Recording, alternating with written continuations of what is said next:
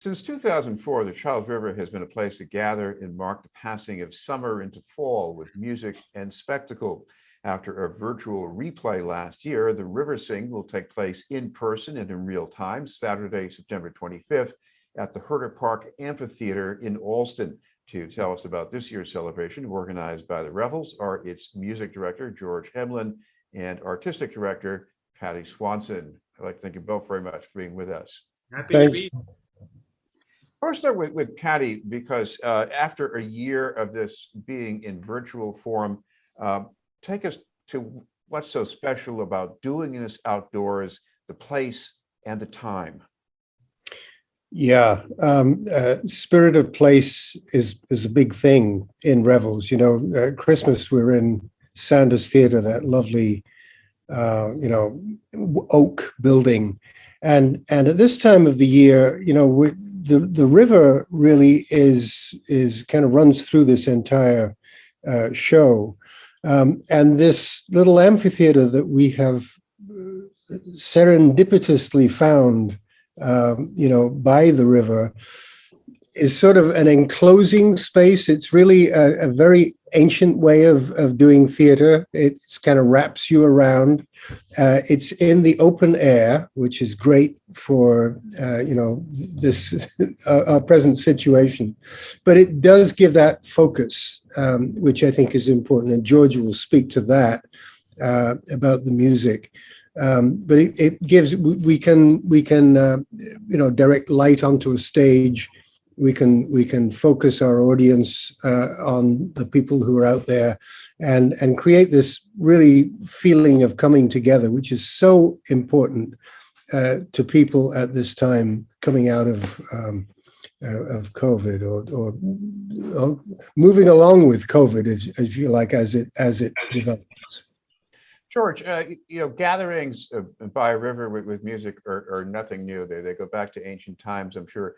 But this is what you've got planned here, at least, is a really immersive experience. I mean, it's not just sitting there and listening. You got to really plunge in. So what does that mean exactly? RiverSing is really what it is all about. It's about everybody singing together. And we try to create these opportunities wherever we can in Revels. We love to perform, but this is not a performance. We gather some really great artists together to help people sing together, because we think it's a powerful thing to be able to do any time of year. So we're just giving people an excuse to pick up some songs that they may know and they may not know, but most of them are going to be vaguely familiar to a lot of people, and the words are right there. So it gives people an opportunity to really let it on out. So you get a song like Down by the River, which it might not be in our playlist necessarily, but it might be sort of, wired in our brains, hardwired exactly. What's that like for you? Your families are coming down there, they're bringing the kids. So what do they do when this comes at them?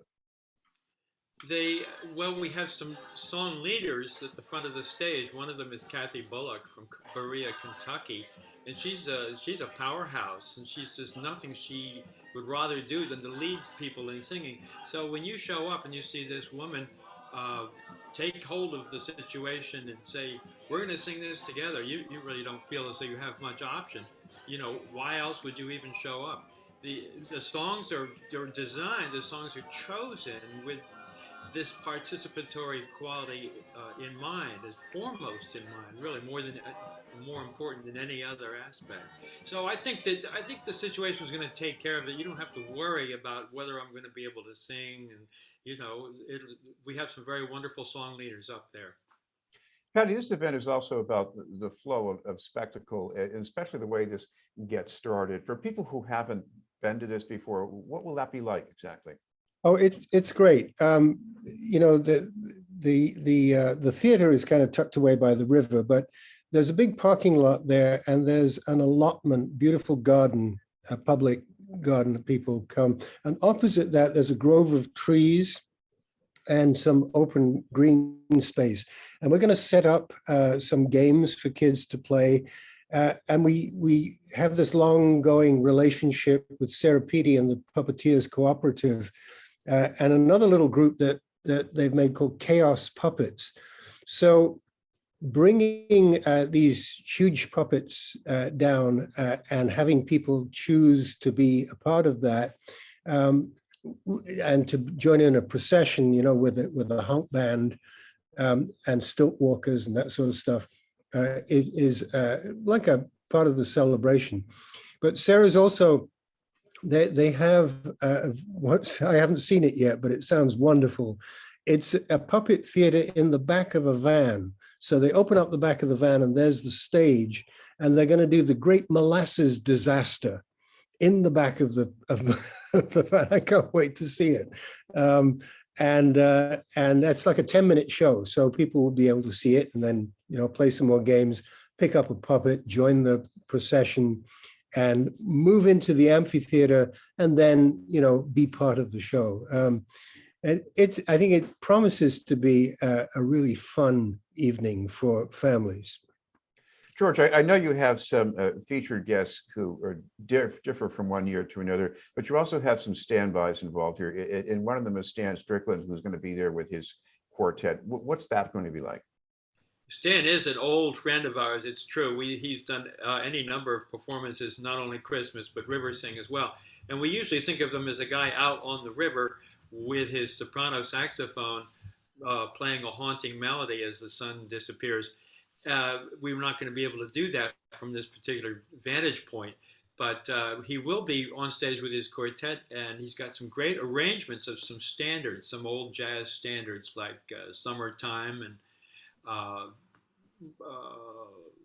Over the Rainbow, and as I said, selected for singing, but also they're going to be really interesting jazz treatments, so that we'll sing a verse and then the band will take off and do something crazy and then come back around and let us sing another verse. So in between the singing, we'll have this terrific band, saxophone, as you know, soprano sax, that's Stan, and also keyboard, bass, and drums. And they're going to be, they've played together a lot before. So I think it's going to be a marvelous idea. And the children, too, you've got wonderful children's songs. They're going to lead us in songs like Down by the Riverside and Swing Low, Sweet Chariot. And the band will join in, but the kids are really in charge of leading that one. Paddy, one thing that you cannot duplicate in a building is what it's like to be at this event over time, because when you show up at the beginning, you still have this daylight that might be fading. You still see these green colors of summer. And by the time it's over, there's a lot of darkness and there's a lot of maybe reflection as opposed to direct light. What does that feel like? That's a good way of describing it. Actually, you're as opposed to in a theater, you are, somebody else is pulling the light switches. You're in a natural environment, and so that's part of it. You feel a little bit like you are part of this season, and it's kind of stitched into the season of autumn that there is this kind of reflection and things dying off and moving into the darker time of the year. But George has this theory, I think, that he didn't expound on, but the question is, what are the songs that everybody knows? And the search for that kind of commonality and coming together, I think, is part of that reflection thing. It's like it's almost like the question, okay, everybody, what did you do on your summer holidays, and what are we doing right now as we move into actually, for us, it's moving into the Christmas Revels. That's the next thing on our plate. But this time where we're locked down. We're not locked down right now. It's really lush out there. There's been so much rain and sunshine. It's still pretty green. So let's savor, the last moments of summer. George, what about the aspect of a reunion here? Because I imagine this involves getting together with people you didn't see as much of last year, at least not in person. That's true. Well, in terms of reunion, it'll be great to have working side by side with Stan Strickland again, because as I said, he's an old friend, but he's actually very much part of the design of this whole program, and so we're working as partners in this. So it'll be fantastic to work with him, and that'll be like a reunion of sorts. David Mm. Coffin, who is our wonderful song leader and soloist, has been around for decades. He's got a couple of songs up his sleeve, and even though I see David every week, it's still kind of a reunion. Be working together on the same stage. And Claire Dixon, one of our Yeah. soloists, she came through Revels as a child in a number of shows, and went on to become a solo singer. She's a great scat singer, and I'm so delighted to have her back. She's got her own career in music. She lives in New York now, but she's a local girl and she's a Revels girl. So we're thrilled to be having her back. And as I mentioned, Kathy Bullock from Kentucky, we have never actually worked with her before, but I've seen her in action many times. So bringing all of these people together, plus the audience, plus a lot of the chorists and children that may have worked together in the last few productions and may not. It'll be wonderful to see a lot of faces and hear a lot of voices. It'll be just wonderful. Patty, I want to ask you a couple of logistical questions here because I know this location is something that not too hard to walk to or bike to.